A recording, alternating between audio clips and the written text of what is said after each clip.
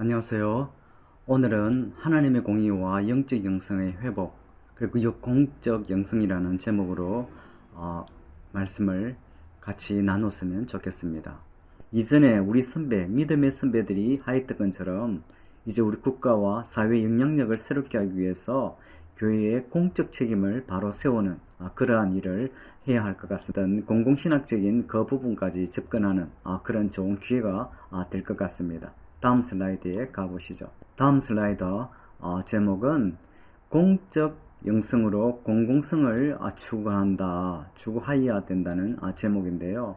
바로 하나님의 공의와 정의를 추구하는 공적 행동은 하나님을 믿는 믿음으로부터 출발했다는 것을 보여주고 있습니다. 그리고 그것이 인간의 삶을 존엄하게 하고 온전하게 만들어준다는 것을 보여주거든요. 그리고 교회의 공적 정의는 정의를 위한 발언이어야 됩니다. 그리고 약자들을 대변해 주어야 합니다. 때로는 기득권에 맞서서 사회의 중심으로부터 배제되고 소외된 이들을 편에 서서 바로 이들이 사회적 약자들이죠.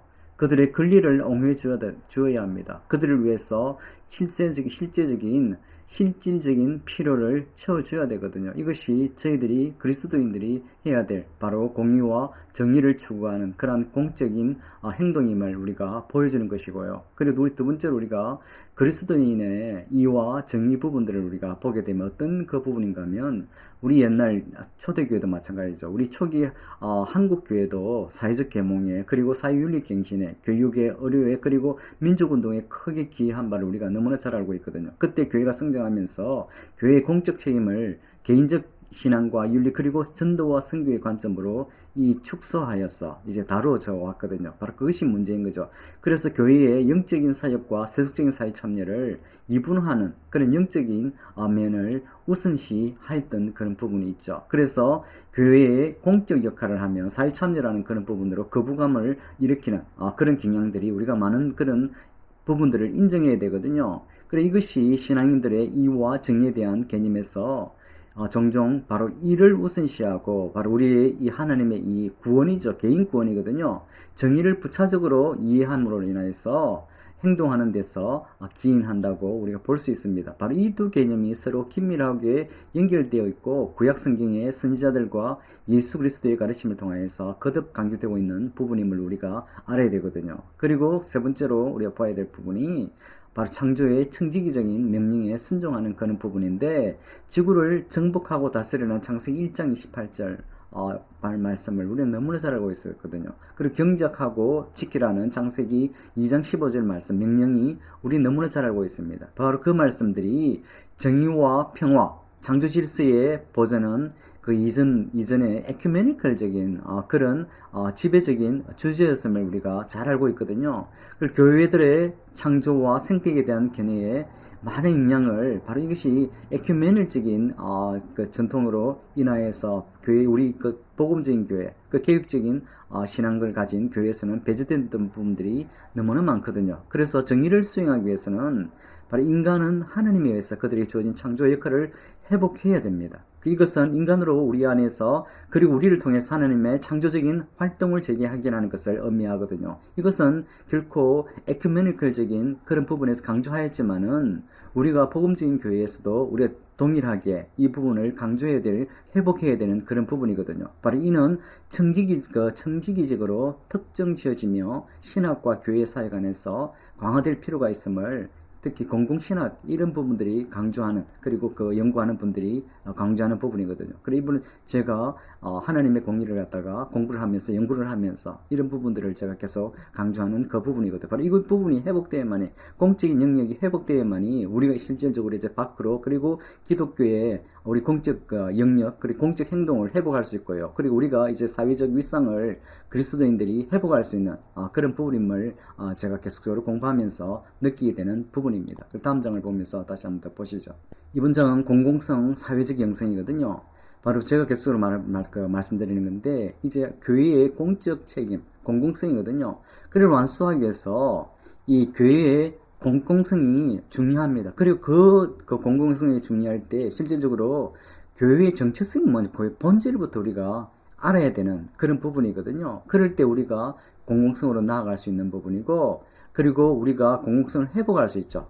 그럴 때 바로 이 부분은 그래서 사회적 참여거든요. 사회적 영성의 회복을 통해서 이런 공공성의 회복이 가능함을 보게 됩니다. 그래서 우리 교회의 본질이 무엇인가, 교회의 정체성이 무엇인가, 이 공공성과 연결된 그런 부분을 우리가 인정해야 되거든요. 그래서 스택하우스라는 학자는 교회의 공적 책임에서 사회뿐만 아니라 경제적 요인들을 분석해야 됩니다. 왜 그런가 하면 우리 공적 책임이라는 것이 사회적인 것, 그리고 경제적인, 정치적 그런 모든 부분들이 다 관여되거든요. 그런데 특히 경제적 부분에서도 이런 부분들을 갖다가 이 니브의 입장을 수용하고 재해석에, 경제학자들의 그 해석을 재해석해 나가야 되는, 그리고 하나님 안에서 보는 거죠. 그래서 현대 경제학이 시장 경제의 합리화를 위해서 다양한 사회적 요소와 동기를 고려하지만은 인간의 탐욕, 이기심이 특히 간에 들어가 있잖아요. 그런 이런 인해서 그리스도도 동일하게 유혹 가운데, 그리고 비윤리적인 그런 행동을 하는 거죠.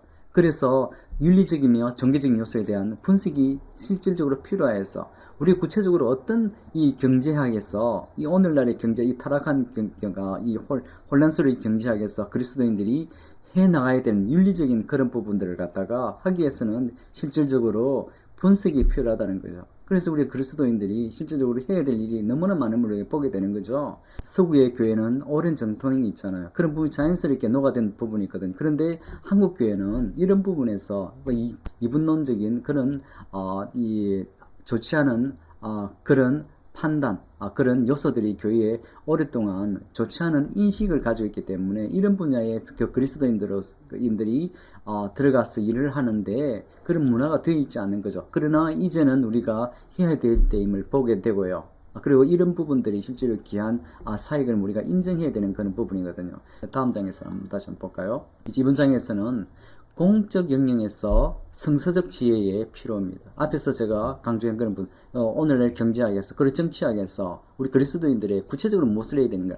윤리적인 삶을 살아야 되지만은 구체적으로 어떻게 살아야 되는가? 우리 국회를 보십시오. 기독교인 30% 이상이라고 합니다. 그런데 제일 타락한 게 실제로 욕먹고 있는 게 국회잖아요.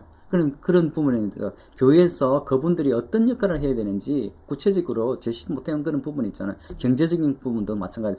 그렇기 때문에 이번 슬라이드에서 공공영역에서 성서적 지혜가 필요함을 우리가 인정하고 그런 부분을 연구해야 된다는 거죠. 지혜는 무엇입니까? 이 잠언서 1장 20절에서 길거리에서 부르며 광장의 소리를 높이는 것이 지혜입니다. 사람들 향해 방언하라고 요청하는 것이거든요. 그래서 가장 세속적인 공공장소에서 자신을 들으라고 소리를 높이는 점에 바로 주의해라는 주목하는 그 부분이 지혜이거든요. 감춰진 장소나 바로 성소의 거룩한 영역이지 아닙니다. 가장 세속적인 장소에서, 공공장소에서 자신을 들으라 소리를 높이는 그것이 지혜이거든요. 그리고 지혜는 두 번째 보지만은 성스러움과 세속의 영역을 연결해 줍니다. 성서적인 지혜거든요. 그리고 개인적인 영역과 열린 공공장소를 이어주고 다양한 형태의 경계와 장벽을 극복할 수 있도록 도와주는, 공유된 장을 열어주는 것이 바로 지혜거든요. 그래서 사람들이 지혜에 반응할 때 지혜는 그들을 어리석음으로부터 이끌어내어 줍니다. 그래서 아까 말씀드렸지만 정치적인 분야, 경제적인 분야, 우리가 해야 될 일이, 그리스도인들이 해야 될 일이 너무나 많거든요. 신학적으로 해석하여서 국회의원들이, 그리고 정치인들이, 그리고 경제인들이 어떻게 살아야 되는지, 이 사회에 영향을 미치고 어떻게 살아야 되는지 바로 그 지혜가 필요한 겁니다. 명철과 진리를 바로 이 지혜가 가르쳐 줍니다. 성서의 본문에서 경을 비춰 평가하거나 확정하거나 대안적인 제안을 위해서 바로 그 지혜를 우리가 필요한 거죠. 그래, 이 지혜는 보편적이고 인본적인 경향을 보일 때가 있어요. 그리고 보편적입니다. 왜 그런가 하면 또 인본주의적인 경향을 보임을 우리가 유의해야 되는데, 이 학자가 이야기하는 부분이거든요. 왜 그런가 하면 우리가 너무 그 교회 안에서 갇히다 보면 이 성속을 바로 이분론적인 구분이거든요. 그런데 앞에 세상 가운데 나아갈 때 실질적으로 보편적으로 보일 때가 있어야 되고요. 그리고 인본주의적으로 보일 때가 있어야 돼요. 그런데 그것은 하나님 진리에 기초한 그런 거겠죠. 그 부분을 우리가 분별이 좀 필요하고요. 그래서 정의, 자유, 평등, 평화와 화해, 인권, 기후변화, 공동체 등 그리스도교 성서의 지혜와 다른 자료를 활용해 다룰 수 있는 많은 주제의 예들이 있습니다. 그리고 또한 지혜는 항상 일상 가운데 실천적으로 적용할 것을 갖다가 요청하거든요. 그래서 구체적인 이 이해들을 갖다가 우리가 개발해야 되는 거죠. 그리고 지혜의 목적이 선한 자들의 길로, 자의 길로 행하게 하며 또 의인의 길로 지키게 하는 것이라는 것을 구절을 갖다 잠언서 2장 20절입니다. 그래서 얼마나 우리가 지혜가, 하나님의 지혜가, 성서적 지혜가 우리 가운데 필요한 것을 갖다가 알게 되겠죠. 그래서 성수로부터 공유된 지혜가 반드시 바로 우리 이 그리스도교 사상 교회 안에서 제한할 필요가 있습니다. 그런데 그 지혜로부터 영감을 받은 그리스도인들이 실천을 통하여서 바로 우리가 행함을 통하여서 바로 현실로 이 세상 가운데 옮겨갈 때 그 결과가 대중의 삶에 커다란 영향을 끼치게 되는 것이 보게 되거든. 바로 우리 하나님은 어떤 사람? 이 세상을 창조하신, 이 우주를 창조하신 하나님이거든요. 그 하나님께로부터 받은 그 지혜, 우리 솔로몬의 지혜를 우리가 기억할 수 있어요. 어떤 세상 왕 다 합친 것보다, 세상 가운데 합친 것보다 그 지혜, 그런 지혜가 있을 때는 실질적으로 우리가 이 세상 가운데 큰 영향력을 끼칠 수 있겠죠. 그냥 우리가 이 실제적으로 제가 강의하고 있는 그 부분이 어떤 그 경제적인 부분, 정치적인 사회과학적인 부분에 우리가 어떻게 해야 되는 구체적인 예들을 갖다가 개발하고 그리고 실천할 수 있는 그런 부분들을 갖다가 이 그 지혜를 통하여서 거주는 것이 얼마나 귀한 사익인지 우리가 보게 되고죠.